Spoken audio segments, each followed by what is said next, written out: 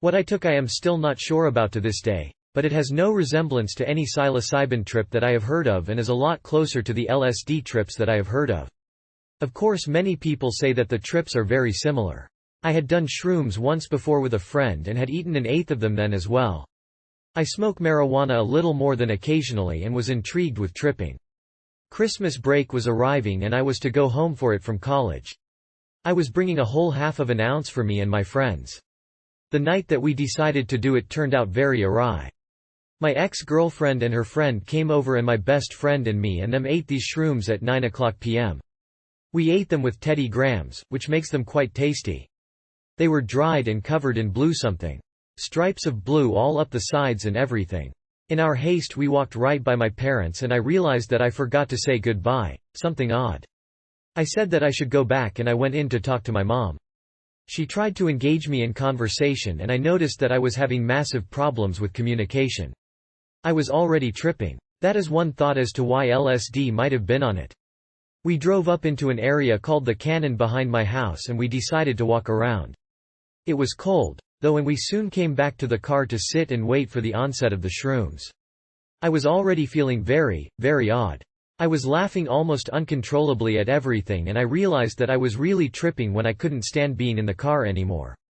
I was squirming all about and even started crawling all over the seats. So, we got out of the car to walk. Nobody was quite feeling it yet except for me. A bad part was probably that I was doing it with my lovely ex only 3 weeks or so after we had broken up and maybe 2 after she had screwed another guy and only after she had come back to me. Emotional problems were very hard that night. I noticed that I couldn't explain very much very easily as we were walking. My ex was laughing hysterically and I realized that I wanted her to shut up, so I turned around and screamed at her, not feeling what I was actually saying. I wanted to hug her and tell her that I was sorry, but I was completely afraid of anyone touching me. Especially my best friend. He had the appearance of a circus clown in a certain light and I wanted him more than anyone not to touch me. Well, he was the only one that would come near touching me. I was pacing in circles and raving in my head, thoughts going so fast that I don't remember what they were. I remember my ex dancing in the street like a little hippie and her friend being completely stagnant, so I stopped paying attention to them. I stepped off of the road for a car and in the snow, the melted holes to the ground, was a face of a skull staring at me, gaping with its jaws in a sinister laugh. I remember then that everyone was in the snow piling it into their faces and my friend Ian was raving about how we needed to be with our friends and go to the woods. I was afraid of the skulls and bones in the snow, so I stayed on the road, which enraged him. I started to see a low hum on the horizon of mixed colors, blue, green, red, yellow. It was beautiful. I then looked to the sky and I saw the stars melting downwards. They were very pretty and I asked one for its permission to hold it. I then reached up into the sky and pulled it down to talk to it. I played with it for a moment and then let it snap back into position as though rubber attached it to the sky. Then the stars took me over, I battled them. They captured me and all that I can say was that I was locked into their gaze with this orgasmic-like feeling all through my body. I know that I was moaning very loudly as it felt amazing. When I finally accepted the stars into me, I saw the face that was in the stars. Later I associated this face with God, but not until later. At this point I was just communicating with it through my mind.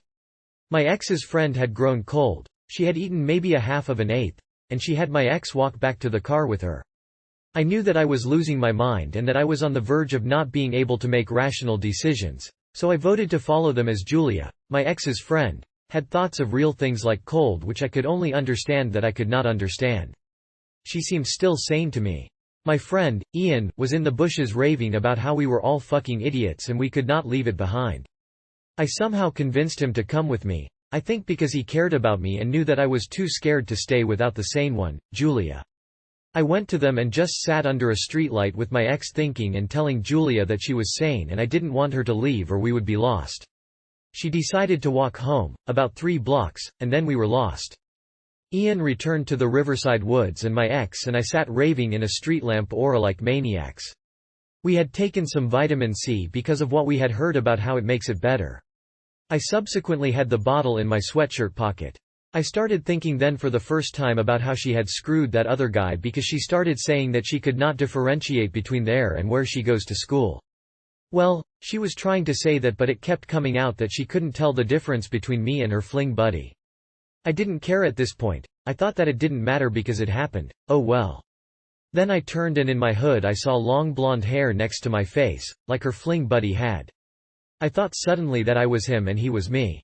The reason that she had confused the two places was due to the fact that he did things like go insane on drugs, and her image of me was always a little more conservative, although I am quite the opposite. Well, I suddenly became filled with the idea that this guy and I were one complete person and we were individuals of a single human side. He was happy, goofy, joking, flirting. I was romantic, serious, thinking, loving. We became one at that moment. Then I turned away from her and looked to the tree. Again, like with the stars, I became wrapped with some odd power that overtook my entire body. It screamed into me and I stared at this tree as it froze with a solid sheet of ice over it and then turned into a face of an old man, quite like the stereotypical god image with the beard and heavy brow. We communicated for a while through our minds and expressions, and then he turned into man, many faces. They were all staring at me when one of them looked at me as though I had stepped on its toes. I turned and ran away. Not remembering this, I had in that time thrown the car keys at my friends because they were cold and needed to get warm.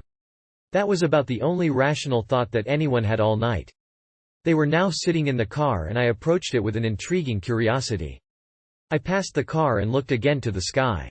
It spoke to me. When I finally did approach the car, I opted for the passenger side as my best friend was in the driver's seat and his goofy faces and hysterically fast-moving manner was pissing me off. I had already begun talking the vitamin C bottle and communicating with it. It kept telling me to eat them, so I was sucking them down one after another. I finished off half of a very big bottle quite easily. Approaching Tiff's side, I realized that I needed help. Why, I don't know. They had to open the door for me, though, because I could not figure it out, what it was. They opened it and I still didn't know if I wanted to get in or not. What followed was a ravingly lunatic conversation consisting mostly of the word, fuck.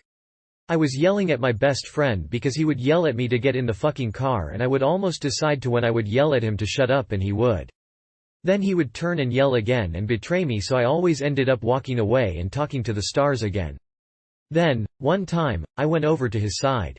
I looked at his face and he turned and smiled at me, and he was Satan. He had been banging his head on the window and had 2 lumps where horns would be, so they were there, as were the fangs dripping blood and the fire in his eyes and also the music. At one point before, I had looked at him sitting among some rocks that appeared to me as piles of dead and bald bodies committing very sinful acts of the flesh. In his shirt stripes when he became Satan were those bodies again, fucking like mad.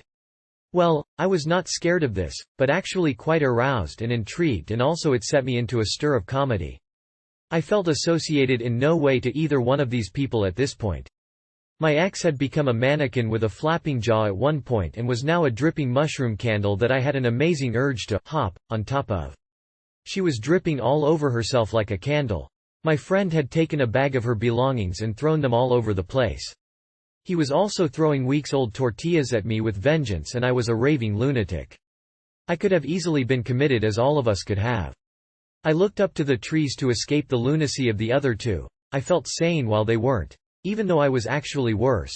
And I saw a very sexy, feminine tree, and my mind took note of it as it stretched high above me, higher and higher.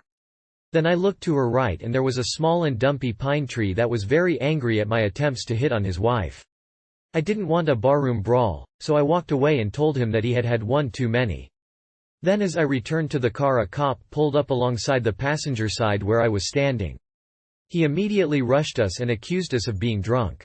There was stuff thrown all over around the car, and Tiff had been nibbling on the tortillas and making a paste out of it and putting it on the seat.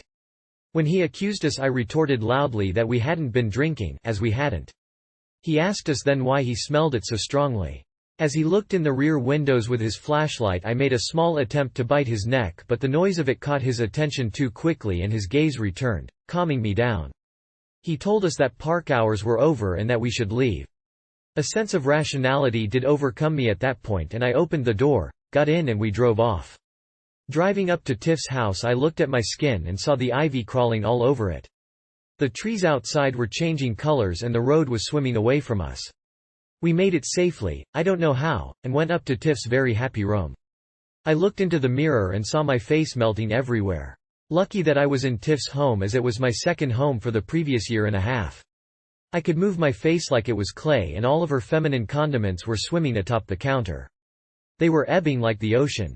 I went into her room and sat on the floor. Ian was on the bed, hoping for nothing more but to be sane again.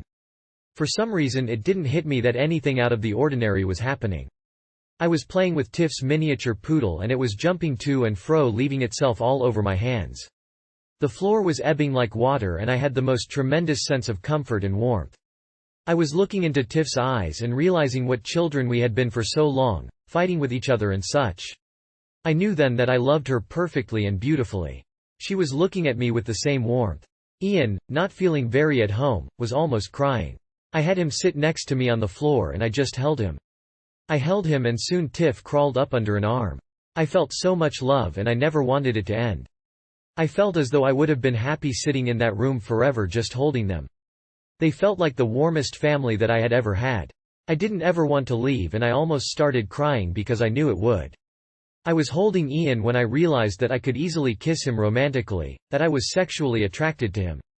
That was the start of my acknowledgement of my bisexuality. It was so amazing. I felt at home and complete for the first time in my life. I was watching the walls melt all around me, and it was so amazing. At that point it was around 3 in the morning. We drove around and looked for Julia after that, because we did realize that she could have gone anywhere if she had lost her mind relatively as badly as we had. We couldn't find her and assumed that she had found her home because we had, even though she had no one else there. We were still tripping hard and went back to Tiff's to cool down. We watched the walls melt until around 6 in the morning, when Ian decided that he needed to go home. I watched the trees all around me growing and moving and knew that I was too afraid to be alone. Tiff stayed at my house, and the only thing that could comfort my eyes to sleep, around 9 a.m., was thinking about vanilla frozen yogurt. I slept for a while and woke up still tripping hours later. I had flashbacks very strongly for a long time. In fact, I still do at night when we are on roads in a car or when I am typing at my computer, especially with music. Whatever I took was beautiful. I am shrooming again this weekend. I was blown away. I highly suggest going insane for a night. It brought me into perspective. I felt for a long time as if my life was simply building to that point, and then I finally hit it. I finally was real. Now I am whole. It completed something in me that is unexplainable. It made me realize that I had never matured past 7 years old, and at that point I went through every stage of maturing that there is.